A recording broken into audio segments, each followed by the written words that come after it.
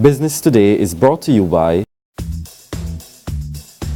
Shouldn't banking start with you? After all, it's your life and we're just one part of it. So no matter what life throws at you, at Scotiabank we guide you through it with people who actually listen and with services that enable what matters most to you. Because at Scotiabank, it starts with you.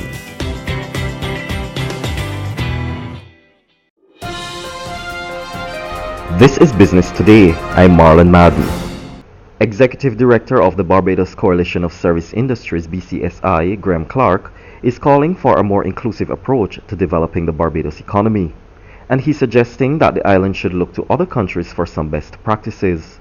Clark was addressing the BCSI's BIMTech Digital Forum at the Sweetfield Manor in Burton's Ridge, St. Michael on Friday.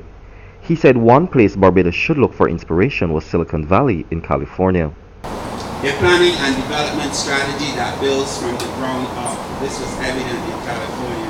From our communities and from our parishes, and one that enjoys wide participation of our people. We need an inclusive strategy and not one that excludes people based on perhaps where they live or what school they've been to or who they're connected to.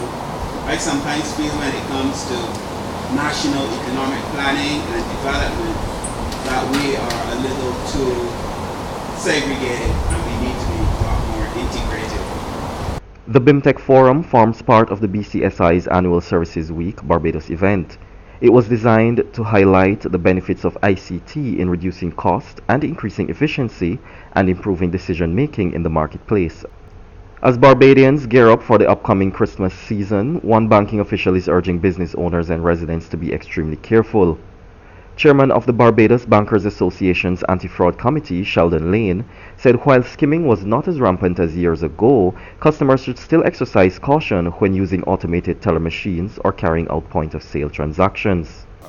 So that's something that we need to be concerned about. We can't stress enough the importance of customer education, ensuring that customers, when they go to use the ATMs, that they protect their PINs, be aware of their surroundings, select the appropriate ATMs when they're going to use them at night and so on.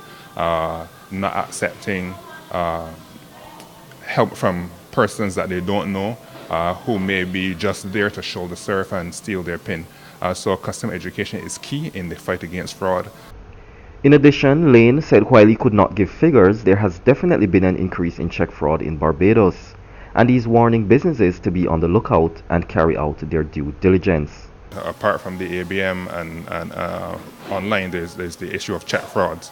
And you would realize, as you said, about the NIS, and there are several other instances of check fraud in Barbados. In BRA, for instance, they issued a statement in relation to compromises or in relation to fraudulent checks on their accounts. So it is quite widespread in Barbados, and the police have been working with the banks to try to fight this fraud in this regard.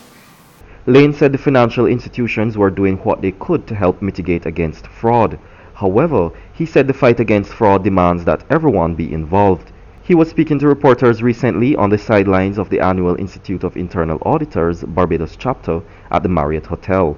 The bank plays, of course, their role in protecting the customers by enforcing controls, in deploying anti-fraud skimming devices on the machines, so that we can detect when a fraudster goes to deploy a skimmer.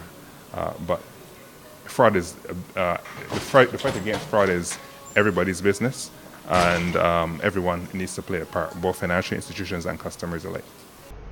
Partner at PricewaterhouseCoopers Jamaica, Caroline Bell Wisdom, shared her take on the issue of cybercrime in the Caribbean. She said cyber fraud remains one of the most common types of fraud, and she warns companies to be vigilant and take proactive measures by putting systems in place.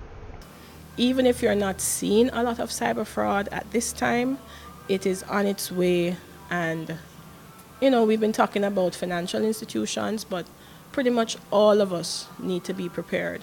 We do have digital assets. We do have data that is of value to the organization or of value to customers, businesses, and so forth. And the important thing is that mechanisms are put in place to protect that data. Barbados and other Caribbean economies should expect an increase in cybercrime. That is their business. That is how they make a living. That is their livelihood.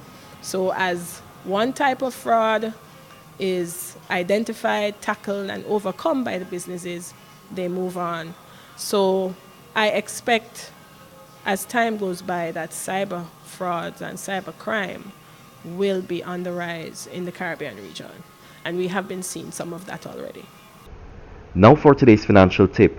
When in doubt, leave it out. If you're not sure you really want to make a purchase, then perhaps you shouldn't. It is best to make a list of items you need when it's time to go shopping so that you're not tempted to make extra purchases. That's been Business Today. Remember, you can get more business and news by logging on to www.barbadostoday.bb, subscribing to our e-paper, and liking us on Facebook. I'm Marlon Madden.